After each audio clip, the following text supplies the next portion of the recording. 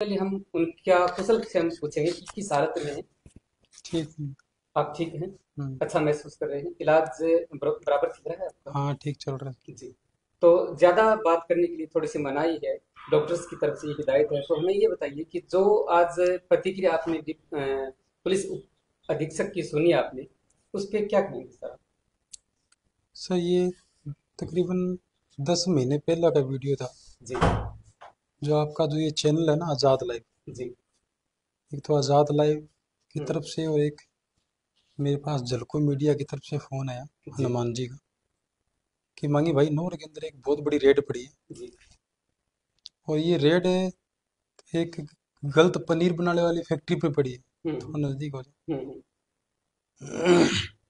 तो मुझे ये लोग वीडियो बनाने नहीं दे रहे। हुँ, तो मैंने आज़ाद भाई की, तो मेरे सामने हैं जो कैमरा मैनिंग कर रहे हैं, जी, हनुमान जी भी मौजूद थे।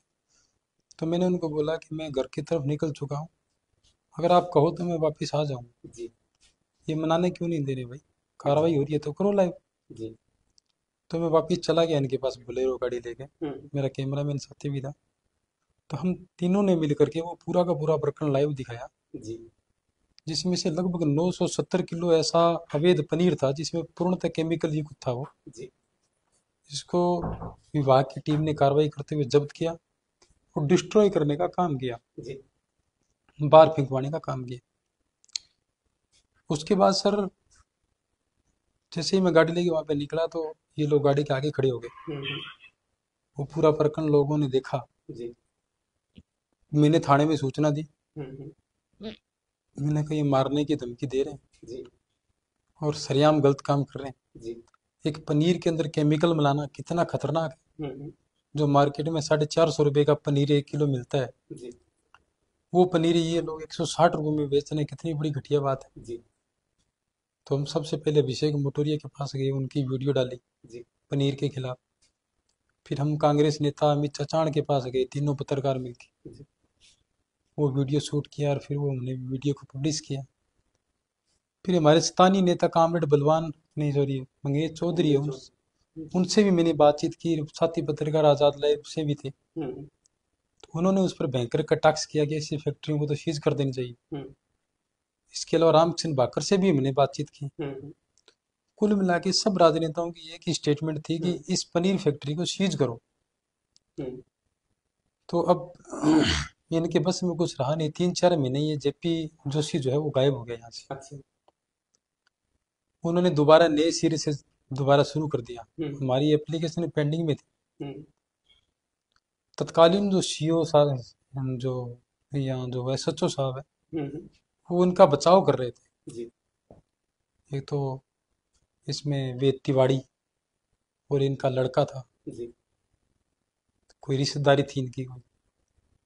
तो मामला ढीले बस्ते में डाल दिया। हुँ, लेकिन हम यहाँ तक रुके नहीं।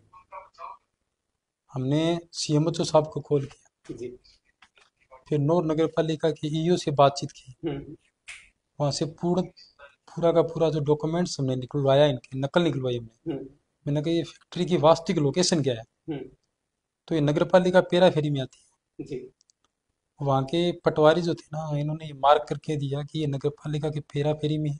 जी, इनके पास आवासीय भूमि के अंदर कॉमर्शियल एक्टिविटी करने का कोई राइट नहीं है। जी, तो उस समय तत्कालीन भारतीय संधू जो ईओ थी, उन्होंने एक नोटिस भी इनको तलब किया। जी, उस नोटिस की हमने खबर लगा दी। हुँ, हुँ, फिर ये आग बबूला हो गया जी, कि ये पत्रकार फिर पीछे पड़ गए हमारे। हुँ, हुँ, फिर उन्हें बोला कि भाई बैठ करके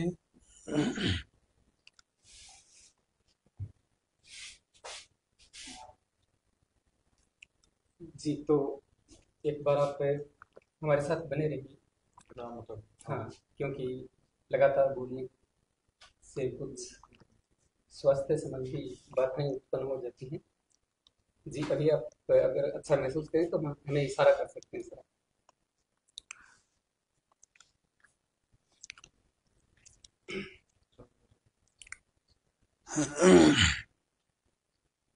जी,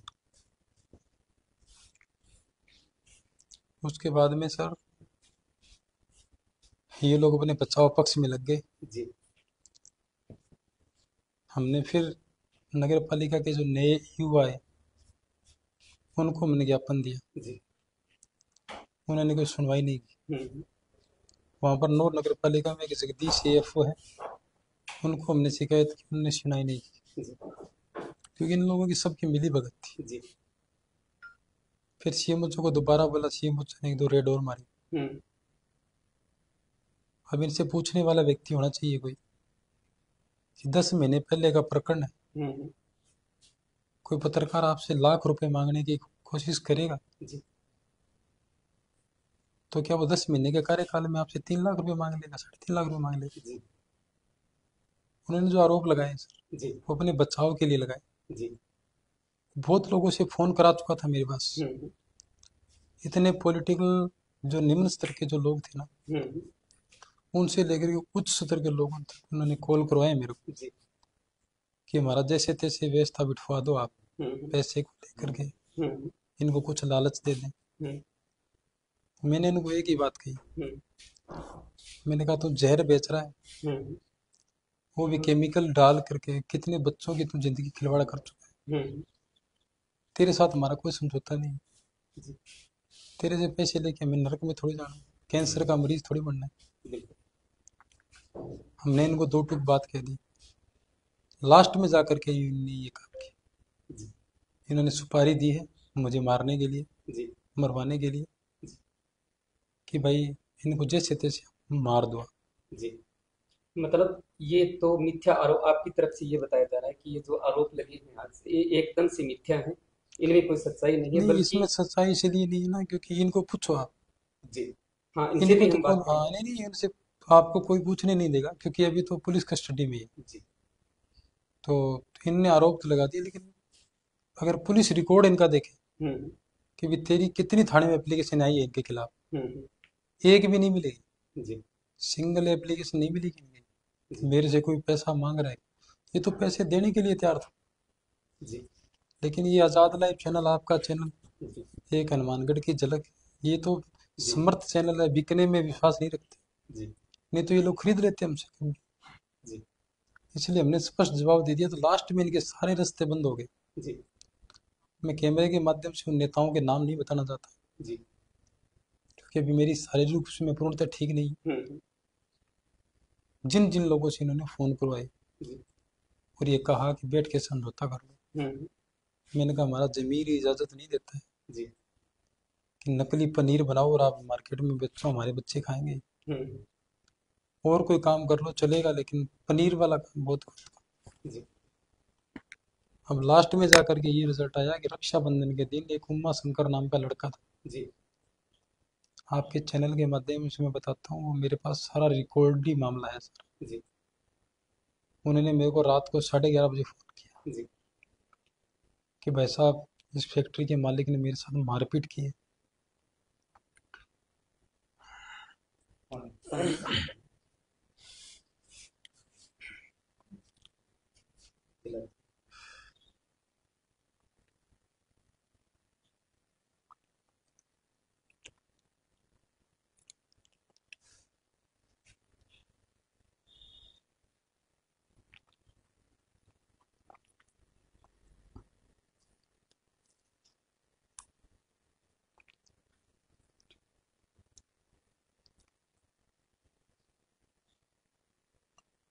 तो ले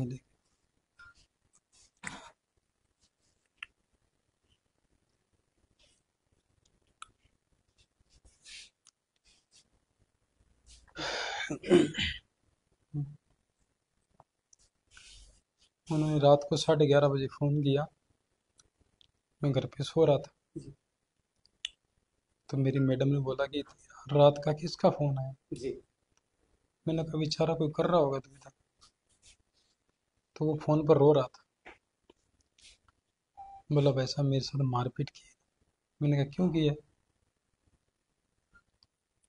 बोला कि मेरे नाम से ये नकली घी का बिल बनवाता है, और जिसके बिल की कॉपी में दूसरा वाला फ़ोन का है। हाँ वो रहने दो आप बताइए। उसने मेरे को बिल की कॉपी भेजी, तो वो बिल की कॉपी में स्पष्ट उनके नाम से कटा हुआ था बिल जी कि ये हरियाणा से मंगवाता है और इसमें तेल की मात्रा होती है, घी नहीं होता है, जी इसमें केमिकल पाउडर डाला जाता है और ये सब सारी चीज़ें डाल करके मिलावट करके पनीर बेचते जी हैं। और रात के समय में ये हिमाचल भी पनीर लेके जाते हैं, एक दो फैक्ट्रियाँ इनकी और है, वहाँ पर भी लेके जाते हैं, राउछर भी लेके जाते हैं, नौर में भी लेके जाते हैं। जी तो मैंने उस बंदे की सारी रिकॉर्डिंग कर ली, रिकॉर्डिंग करके मैंने सीएमएचओ को भेज दी, जो हमारे जिला चिकित्सा अधिकारी है। जी मैंने कहा सर इनकी बात को सुनो आप। रात को 12:30 बजे मेरे पास उस लड़के का दोबारा फोन आता है कि वैसा मेरे घर वाले आ गए, अब आप आओ, आपको कवरेज करना है। मैंने कहा माफी चाहूंगा, मैं इतनी रात के समय में आपके पास नहीं आ सकता।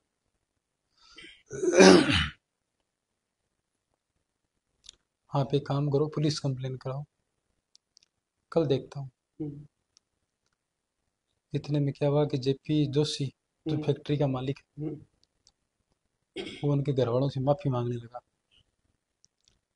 रोने लगा, उनके आगे गिड़गिड़ाने लगा कि हमारी गलती होगी, हम रिश्तेदार, आप हमें छोड़ो। तो उस लड़के पे प्रेशराइज किया गया पूरा। जी वो घर जाके मेरे को फोन करता है कि अब आपका और माँ हमारा कोई मामला नहीं। जी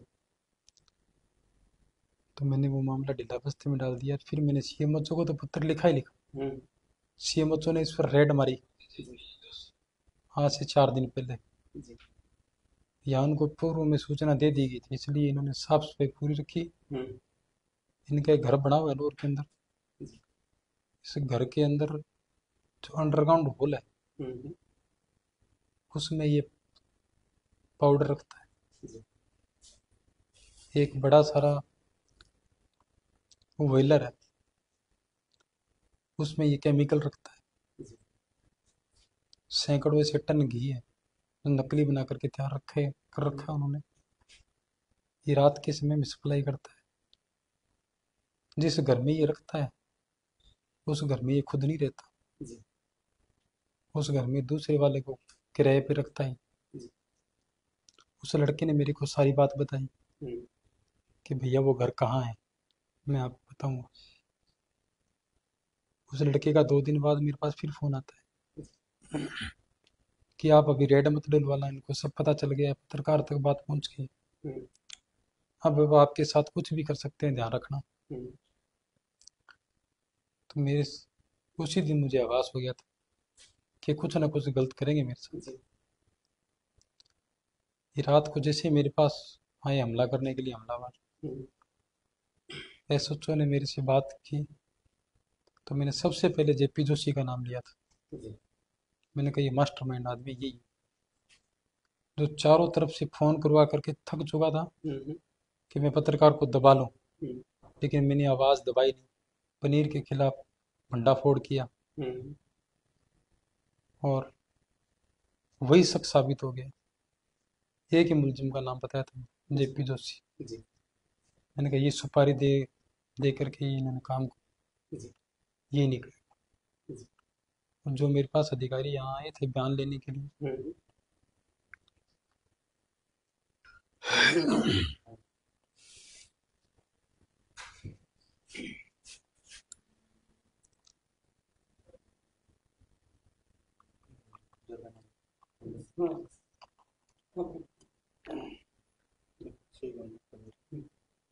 बस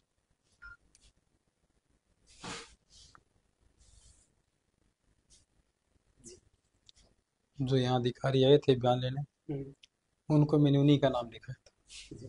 मैंने कहा यही।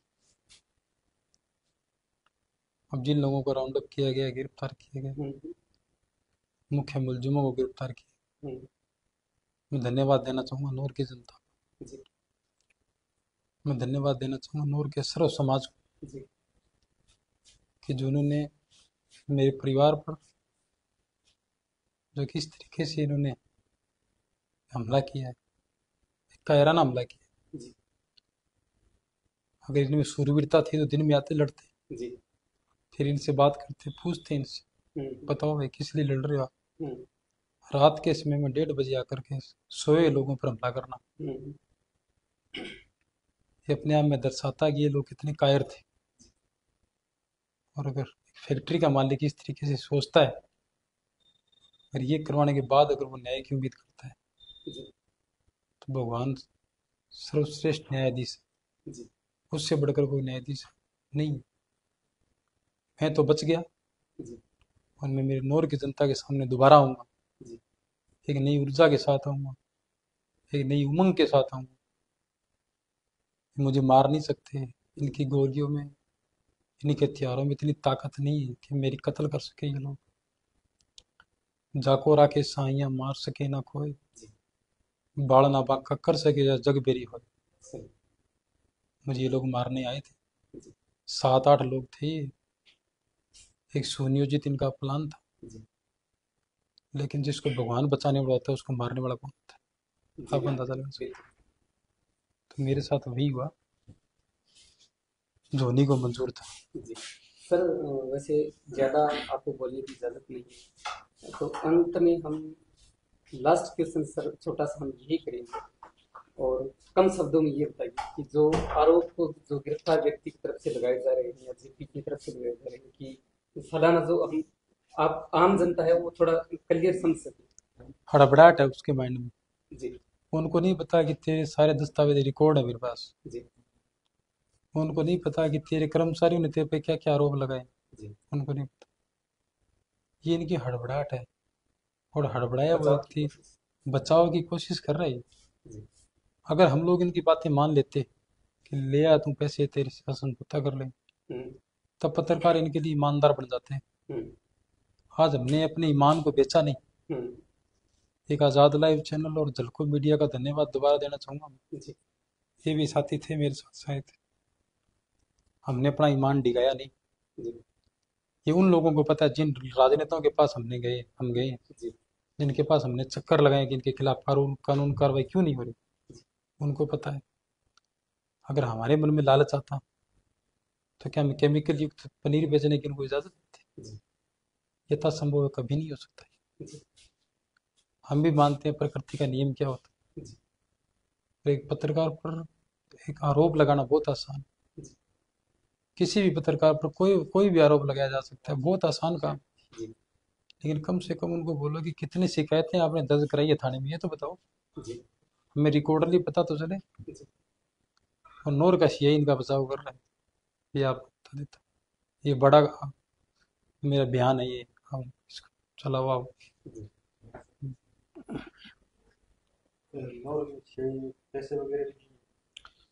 नूर का यही जो है इनके रिश्तेदार है,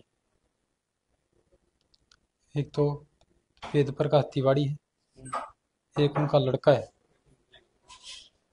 ये इनके रिश्तेदार है और अपने रिश्तेदारी के हिसाब से ही काम कर। मैं उम्मीद करूंगा नूर के अलावा जो डीएसपी है, क्या नाम बताया आपने उनका? संजीव कटेवा। संजीव जी कटेवा से मैं निवेदन करूंगा कि सर आप जिस पोस्ट पे हो उस पोस्ट पर गरिमा बनाए रखते हो, आप हमें न्याय दें। इन लोगों का बेबुनियादी आरोप है और आरोपित लोगों द्वारा लगातार ये प्रयास रहा है कि इन पत्रकारों को कैसे सेट किया जाए, क्योंकि उन्होंने धमकियां बहुत दी है। पहली धमकी नहीं है, बहुत सारी पहले उन्होंने धमकियां पहुंचाई। हमने सोचा कोई बात नहीं, देखेंगे टाइम आएगा, लेकिन इतनी इतनी बड़ी उम्मीद नहीं थी इन लोगों से, ये रात के समय में इतना अटैक कर सकते। ये तो मेरा भगवान साथ में था, ये तो नूर की जनता की दुआ साथ में थी, हम बच गए। नहीं तो आपने वीडियो देखा है सोशल मीडिया, जो वीडियो चल रहा है आप देखेंगे सोशल मीडिया में, उसमें बचने जैसी हालात नहीं थी। 7 लोग धारदार हथियार लेकर के आए, मेरी और मेरी बीवी पे अटैक किया। हम 3 लोग थे कमरे में, आप अंदाजा लगा सकते हो एक औरत क्या कर सकती है। एक मेरी छोटी साड़ी थी, वो क्या कर सकती है, बंदा तो मैं अकेला ही था। लेकिन इन लोगों ने ये बिल्कुल भी नहीं सोची कि किसी को कुछ पैसों के लिए जान से मार दे, कम से कम उनके मन में ये आना चाहिए था। तो मैं आपके दर्शकों से ये निवेदन करना चाहूँ जो बुखलाहट में जो ये लोग आरोप लगा रहे हैं पूर्णतः मिथ्या आरोप है जी। इनका रिकॉर्ड मेंटेन करें आप, किस तरीके का रिकॉर्ड इसके अंदर थाने में दर्ज जी।